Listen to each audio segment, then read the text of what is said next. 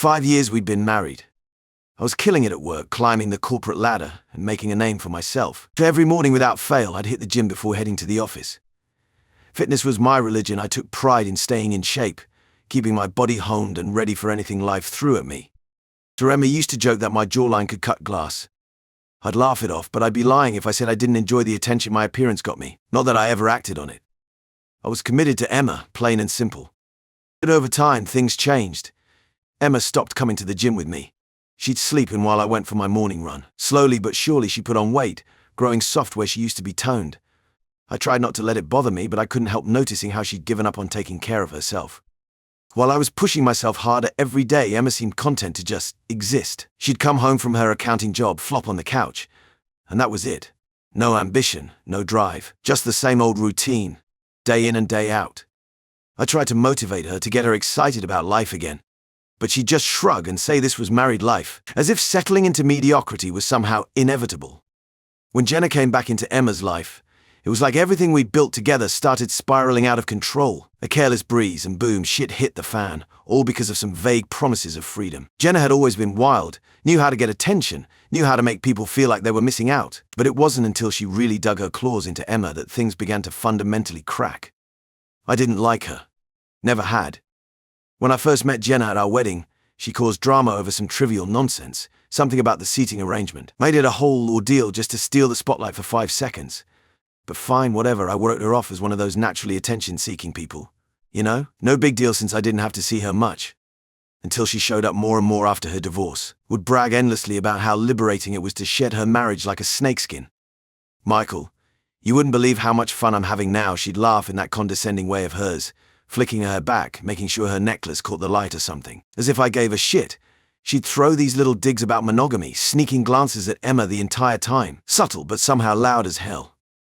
Emma seemed fine at first. She smiled, laughed appropriately at Jenna's stories, the kind of nod and smile response you give when your friend's going on about something that doesn't really apply to you. But over time, she started picking up more of Jenna's energy. I'd catch her scrolling through Jenna's Instagram at night, zoning out at some bikini pic with comments from random dudes littered under it like a thirst-trap confetti. It felt off then. I didn't need to dig too deep to know comparisons were starting to eat at her mind. You want to believe it's harmless, that your wife isn't going to get swayed by her sister's bullshit lifestyle. But little snapshots of dissatisfaction started creeping between us. Emma stopped listening to my advice when I gently pushed her toward health and ambition. Instead of getting back on track, she pulled away. She'd excuse herself with half-hearted remarks, brushing off my attempts to find new sparks in our marriage. Jenna's words seemed to constantly hang over the two of us, this heavy, smothering layer of noise in the background. Looking back, maybe it started months before Emma brought it up. Her big talk. She'd been more distant than I realized, more focused on outside noise than the reality we had inside our home. It just took Jenna's loud, obnoxious flaunting of freedom to amplify what had been simmering for a long time. I got home from work one evening, dead tired and starving. Had a long day at the gym afterward too, trying to hit some personal bests. Emma was pacing around the living room when I walked in, barely acknowledging me at first. Something was off, but I brushed it off, thinking it was her usual moodiness. She caught my attention eventually, telling me she needed to talk, an important talk, she said. It reminded me of those moments when someone at work pulls you aside for constructive criticism. You know it's coming, but you're still not ready. So I sat down, thinking I'd heard your complaints about how disconnected we'd become or how she wanted more, something manageable. Standard couple shit. I didn't expect what she actually had to say. She started slow, her lip twitching as though the words fought their way out. Emma struggled for a bit before she finally admitted that she'd been feeling stuck, like our marriage had just hit this goddamn plateau. Said things were too routine, that she missed the feeling of excitement. I told her we could fix it, no problem. We just needed some time together, maybe a trip or getting back into things physically, like back when she cared more about working out too. But then she dropped the bomb. I want to try an open marriage. My heart felt like it stopped for a split second. My brain fired off every alarm, anger, confusion, betrayal flashing in waves, but I couldn't say anything at first. What could you say to that without shutting down the conversation entirely?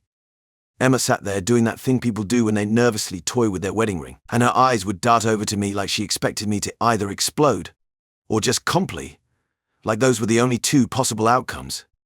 I tried to keep my cool, but it wasn't happening. Every word felt sharp. I asked where the hell this was coming from, and of course Jenna was dragged into it. I knew it. I had been telling Emma for months that her sister was poison. She didn't listen, though. Emma swore it wasn't all about Jenna, claiming this had been on her mind for a while now. She wanted to experience something different. Something thrilling, she said. Thrilling? What the hell was that supposed to mean? Here I was, trying to build this life with her, a solid marriage, a future, and she wanted to chase after some fleeting thrill, chasing Jenna's version of freedom like it was something worthwhile. Every rational part of me knew I should have just said no. Simple. Shut it down completely. But she wouldn't back off. It had nothing to do with me, she kept insisting. Hell, she even threw in the idea that this would be for us, that it would make us stronger somehow. Like I was supposed to just roll with that. I was pissed. Cornered. The betrayal sat heavy in my chest. But I couldn't just get up and storm out either. What kind of guy does that? No, I needed to sit there and really think about what this was doing to us, the way our relationship was crumbling right there in front of me, the way Emma was barely recognizable. Who the hell was this person sitting in front of me now, talking about other men like it's some game? So, eventually, against my better judgment, I nodded. Maybe part of me hoped she'd see through it, that maybe once she got the freedom she thought she wanted, she'd realize how disastrous this whole thing was going to be. By the end of it all, I felt numb. It was like watching someone steer straight into rush hour traffic, knowing full well the collision was inevitable. I never thought I'd be in this situation. The cold silence between Emma and me was deafening as we moved around our once warm home like ghosts. The decision to open our marriage had created an invisible wall between us, one I wasn't sure we could ever tear down. I threw myself into my work and my fitness routine with renewed vigor. The gym became my sanctuary, a place where I could channel all my frustration and anger into something productive. The burn in my muscles was a welcome distraction from the ache in my chest. Emma, on the other hand, seemed to be living in a different world entirely. I'd catch glimpses of her hunched over her phone, swiping through dating apps with an eagerness that made my stomach churn. The sight of her giggling over messages from other men felt like a knife twisting in my gut. I started leaving the house earlier and coming home later, anything to avoid being in the same space as her. Our conversations, once filled with warmth and laughter, had devolved into terse exchanges about groceries and bills. I couldn't bear to look at her the same way anymore. The trust we built over years had crumbled in an instant. As days turned into weeks, I noticed a shift in Emma's demeanor.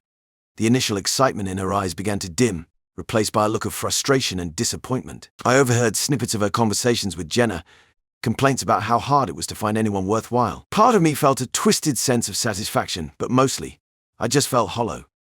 One evening I returned home later than usual to find Emma curled up on the couch, her eyes red and puffy. She looked up at me, vulnerability written all over her face.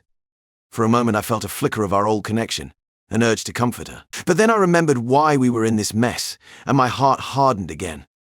Rough day? I asked, my tone more indifferent than I'd intended. Emma nodded, wiping at her eyes.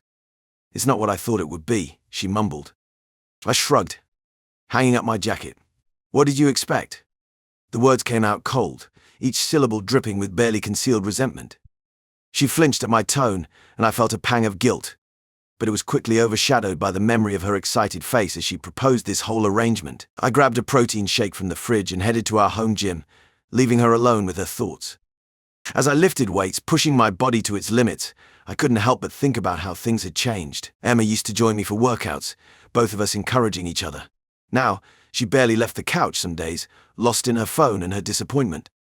A notification on my own phone caught my attention. Another message from a match on the dating app I'd reluctantly downloaded. I'd been surprised by the number of women interested in me, mostly younger, drawn to my stability and success. It was flattering, I had to admit. I found myself responding more often, setting up casual dates. Each time I mentioned these outings to Emma, I saw a flicker of hurt in her eyes. But wasn't this what she wanted? An open marriage, freedom to explore. I told myself I was just playing by the rules she'd set. As I finished my workout, drenched in sweat and feeling the familiar burn in my muscles, I caught sight of myself in the mirror. I hardly recognized the man staring back at me. My body was more toned than ever, but my eyes held a coldness I'd never seen before. This was who I was now, focused, detached, protecting myself from further hurt. I showered and got ready for bed, passing Emma in the hallway without a word. As I lay there in the dark, I wondered how long we could go on like this. The woman I'd loved, the life we'd built together, it all felt like a distant memory now, and I wasn't sure I wanted to find my way back to it. I remember when Emma first met Aaron. She came home excited at first, like a kid showing off a shiny new toy, But something was off. She tried to hide it behind a forced smile, but anyone could tell her heart wasn't in it. The moment she started talking about it, I knew. I met him, she said, a hint of enthusiasm in her voice, but her eyes gave her away. She avoided my gaze, focusing instead on the dog-eared corner of a catalogue that had been sitting on the table for weeks. Aaron. He showed up just like he said he would. I waited. There was more to it, and she didn't need to say a word for me to know how it had really gone. She stumbled through the details. He was funny, charming, good-looking. She talked about the bar they went to, how they shared a few drinks. But then I caught the hesitation, the halting moments in the story, tiny holes that were big enough for me to see right through. By the time they met in person, the chemistry was gone. I could imagine it, awkward silences, her probably laughing a little too hard at jokes that weren't even funny, that sense of desperation she thought she could mask. And then she said it.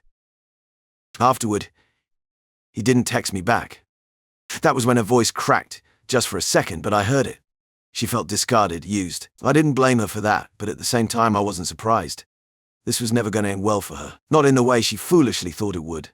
Maybe Jenna fed her the fantasy, but it wasn't built for reality. And me? I wasn't comforting her. I couldn't. I didn't have the energy to play any sort of supportive husband role anymore. I think I just grunted in response, something so indifferent that I can still remember the silence after, the way it stretched out like a dead weight in the room. She was looking for sympathy, for reassurance, but I wasn't going to pretend I had any left to give. A few weeks later, Natasha came into the picture. It was during one of those tedious corporate events where everyone's pretending to care about the keynote speaker, but really just scanning the room for someone interesting to talk to. She wasn't my usual type at all. Too young, too wide-eyed, but there was something refreshing about her. She approached me first. I remember the way her eyes lit up when we started talking, the way she'd smile at every small thing I said, like I was the most fascinating man she'd ever met. It wasn't long before she'd made it clear she was interested in more than just conversation. The next few weeks were a blur of her. Natasha brought an energy that Emma had long since lost. She was fit, lively, always full of questions, hanging on my words like they meant something. Like I meant something in ways I hadn't felt in years.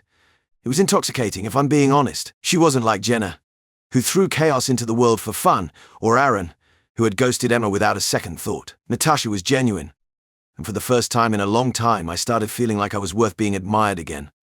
Emma noticed. Oh, she noticed. I didn't think she would care as much as she did. I think she assumed I'd get some meaningless flings out of my system. Maybe that's why she was initially so cavalier about the whole open marriage. But Natasha wasn't just a distraction. She was becoming a part of my life, and that rattled Emma more than I ever expected. I'd come home after a weekend with Natasha, still riding the high of having someone so interested in me, and Emma would be there, sitting at the kitchen table or in the living room, looking small. I couldn't help but see it. The way her shoulders slumped, the way her clothes seemed to hang off her in a way they didn't before. When I mentioned Natasha offhand, just in passing, nothing too deep, there was this flicker in Emma's eyes. Not quite anger, not just sadness, but something more haunting. Regret mixed with confusion, like she couldn't figure out how we'd gotten here. At first, I thought it was just a phase, that she'd snap out of it. After all, she was the one who wanted this, wasn't she? But then came David. Another short-lived attempt at, what, excitement? Happiness? She tried to hide her disappointment, but it was so clear. They went out a couple of times, never anything serious. I could tell just from the way she talked about him that he wasn't interested in anything real. He was using her for a quick thrill, and her confidence, whatever was left of it, took a dive every time she came home from one of those pathetic half-assed dates. At night, I'd lay in bed with the cold side of the mattress between us growing wider. It didn't feel like jealousy. Whatever she was doing with David didn't matter to me. No, it was something deeper that was pulling the final threads of our marriage apart. A kind of erosion. She started looking at me differently too. I'd catch her staring, watching as I grabbed my gym bag, checking out for another day at the office, another evening with Natasha. Every now and then I could feel this sharpness in her gaze, like she was silently daring me to acknowledge the version of us we'd abandoned. The life we once had, the laughter, the casual brush of hands while sitting on the couch. But that version wasn't coming back. Not after we'd allowed this to happen. It was wild to see how fast she unraveled. Emma had been so sure of herself, walking with Jenna's swagger, talking with that carelessness about finding freedom. She thought she'd own this, that she'd be the one to come out on top. Instead, it was her sitting alone, clutching at something too fragile to hold, while I thrived in this new dynamic. She was broken by it, in ways I didn't intend but couldn't stop either. And Natasha! Natasha was everything Emma wasn't anymore. Things had shifted so much between us, I could hardly believe I was still living in the same house with Emma. The bed was no longer ours, it hadn't been for a long time. I'd been sleeping on the couch, and even there I found myself tossing and turning, staring at the ceiling while mulling over how far this whole thing had spiraled out of control. I don't know when exactly, but at some point I'd crossed the line where I just stopped caring. Emma's attempts at small talk, the awkward pauses before she'd retreat from the room, it all washed right over me. I'd feel her eyes on me sometimes, trying to read something in my face, maybe looking for a sign, but I wouldn't give her the satisfaction. I'd turn on my heel, gym bag already half-packed, or shoot off another text to Natasha. God, she was everywhere in my head. Natasha. I'd be sitting in the office, tapping out emails, and I'd get one of her messages, something innocent but sweet. She wasn't demanding a thing from me. She had this way of making me feel like a real man again, like every rep I pushed through at the gym wasn't just for nothing. With her, there was no disappointment hanging in the air, no forced smiles or awkward glances, just freedom. At least that's what it felt like. I think Emma understood that, too, how far gone I was. But instead of letting it go, she kept stumbling back into my space, throwing these half-hearted attempts at conversation my way. She'd reach out, trying to grab onto anything, but it was too late. She must have known. One night, though, it shifted, sharp and sudden. Emma finally broke. I came home after a couple hours with Natasha and found her on the couch. It wasn't unusual to find her there, but something was different about the way she looked. Her face was puffy, mascara smeared haphazardly down her cheeks. One of her dates had fallen through again, David, I think. Either way, she sat there, pulling at the fabric of her sweater like it was the only thing she could cling to. There it was, the regret. You could almost taste it in the air. I didn't feel a thing. She shuffled closer, voice shaky, like someone drowning and trying to swim to shore. She started talking about us. About the open marriage, about how she thought it would make everything better, how she wanted excitement, wanted to feel desired again. But now she realized how wrong she had been, that she missed me. Her chest heaved, and I could sense the weight of everything she was holding on to. Maybe a few months ago that would have hit me. Maybe I would have tried. But I just stared at her, unmoved. "This is what you wanted, remember?" I said, flat as ever. And the moment the words left my mouth, I could see the pain hit her face, cold, indifferent. Those words were an empty echo of my feelings at that point. They held no meaning, no emotion. Just a cruel reminder. Her voice cracked as she pleaded, laying it all out. The regrets, the loneliness, the mess she'd tangled herself into. She wanted me back. The old me. The us that we used to be. But the thing was, the old me had moved on a long time ago. That person she thought I was, he was gone. Long buried under the weight of broken trust and compromises that had gone nowhere. As she kept talking, I kept waiting for some part of me to react, to snap out of it, but it didn't come. To each word she said felt more foreign than the last. Like she was speaking a language I didn't care to understand anymore. I crossed my arms and leaned back against the doorway, just watching her unravel, waiting for her to finish. She asked for another chance, to go back to the way things were before all of this. But all I could think was, there's no before. This here, this brutal mess we'd made, was where we were, and at some point, maybe without fully realizing it, I'd stopped trying to save it. So I stood there, arms still crossed, eyes locked on hers.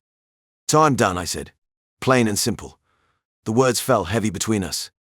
She stood there frozen, like she thought there was something more coming, maybe some kindness beneath them, but there wasn't. I headed upstairs. I didn't look back. Natasha.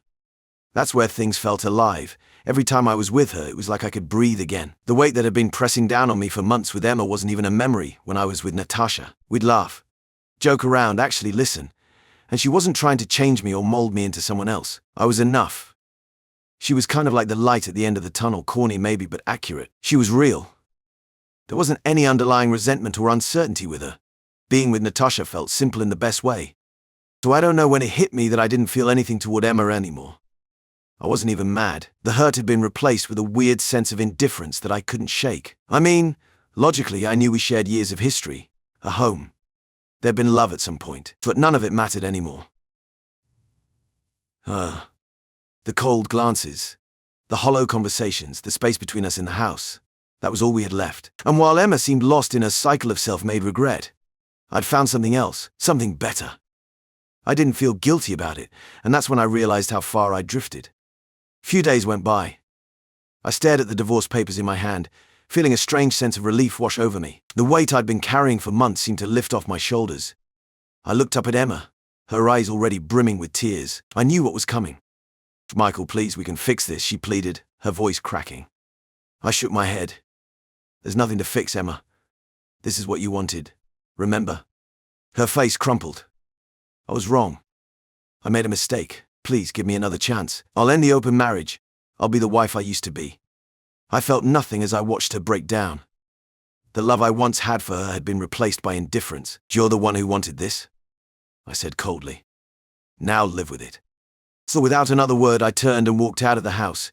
As I shut the door behind me, I heard Emma's sobs echoing through the empty rooms, but I didn't look back. The next few weeks were a whirlwind of legal meetings and paperwork. I threw myself into my work, finding solace in the routine and structure. Natasha was incredibly supportive throughout the whole process, always there with a warm smile and comforting words. One evening, as I was packing up the last of my things from the house, Emma made one final attempt to change my mind.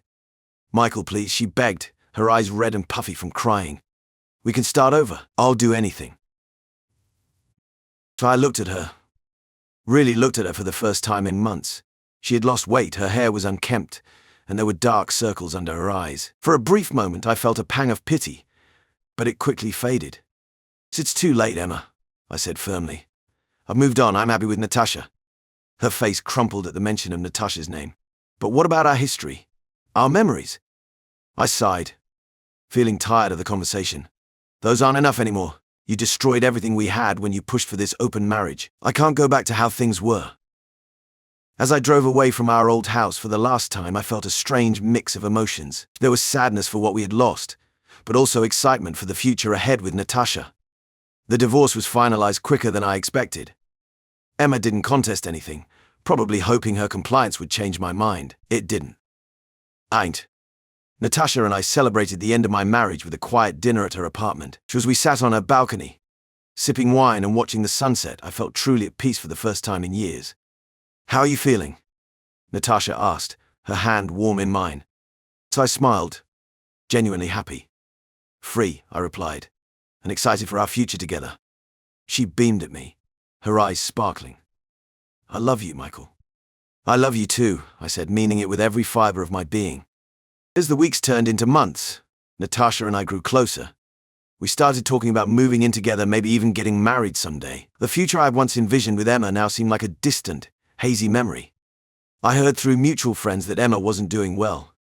She had quit her job, barely left the house, and had cut ties with Jenna. Part of me felt bad for her, but a larger part knew that these were the consequences of her actions. One day I ran into Emma at the grocery store. She looked terrible, a shell of her former self. When she saw me, her eyes lit up with hope. Michael, she said, her voice small. How are you? I nodded politely. I'm good, Emma. How are you holding up? She ignored my question. I miss you, she whispered. I made such a huge mistake. I wish I could take it all back. I felt a twinge of sympathy, but it was overshadowed by my determination to move forward. I'm sorry you're struggling, Emma. But what's done is done. I hope you can find happiness someday. As I walked away, leaving her standing alone in the aisle, I realized how far I'd come. The man I used to be would have been devastated by her pain. But now I felt only a distant sadness for what could have been. That night, as Natasha and I cuddled on the couch, I told her about my encounter with Emma. She listened attentively, her fingers tracing patterns on my arm. Do you ever regret how things ended? She asked softly. I thought about it for a moment. No, I said finally. I regret that it had to end that way, but I don't regret moving on. You've shown me what real love and support look like, Natasha. I'm happier now than I've ever been, course. She smiled and kissed me softly. As we sat there planning our future together, I knew I had made the right choice. Emma's mistake had led me to something better, something real. And for that, in a strange way, I was grateful.